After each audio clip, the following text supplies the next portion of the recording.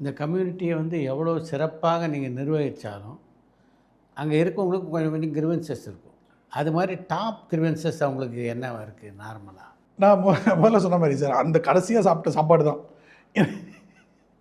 இப்போது for example சின்ன சின்ன விஷயங்கள்லாம் இருக்கும். அவங்களுக்கு ஃப்ளஷ் வேலை செய்யலைன்னு வச்சுக்கோங்களேன், நைட்டு 11 மணிக்கு 12 மணிக்கு எனக்கு கால் வரும். அதாவது கீழே அங்கே ப்ளம்பர் இருக்காங்க, சூப்பர்வைசர் இருக்காங்க, ரெசிடென்ட் மேனேஜர் இருக்காங்க, சர்வீசஸ் ரீஜனல் ஹெட் இருக்காங்க, சர்வீசஸ் டைரக்டர் இருக்காங்க, எல்லாம் தாண்டி 7 பேர் தாண்டி என் ஃபோன் எல்லோரும் வச்சுருப்பாங்க. 11:30 மணிக்கு ஃபோன் பண்ணிவிட்டு ஃப்ளஷ் வேலை செய்யலைன்னு எனக்கு கால் வந்திருக்கு. நிஜமே உண்மை. ஸோ இந்த மாதிரி க்ரீவன்சஸ் தான் இருக்குமே தவிர ஒரு ப்ரொலாங்டு க்ரீவன்ஸ் இருக்காது.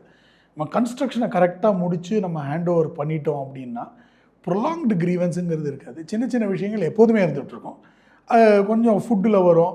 ஃபுட்டு வந்து எப்போதுமே என்னென்னா ஒரே ஃபுட்டில் நான் சொல்கிறேன் என்னோடய எக்ஸ்பீரியன்ஸில் உள்ளே போவேன் எப்படி இருக்குன்னு சென்டரில் கேட்போம் இல்லையா, ஐயோ இன்றைக்கி ரொம்ப காரமாக இருந்துச்சுன்னு ஒருத்தர் சொல்லிட்டு போவார். பின்னாடி வந்து பரவாயில்ல காரமே இல்லை அப்படின்ட்டு போவார்.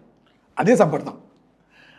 அது வந்து ஒருத்தருக்கு ஏற்ற மாதிரி மாற்றி மாற்றி பண்ண முடியாது. ஸோ இது நடந்துகிட்ருக்கும். பட் இது எவ்வளோக்கு எவ்வளோ பேலன்ஸ் பண்ணோம். அதே மாதிரி மெனு செலக்ட் பண்ணுறதுங்கிறது ஒரு பெரிய ப்ராசஸ்.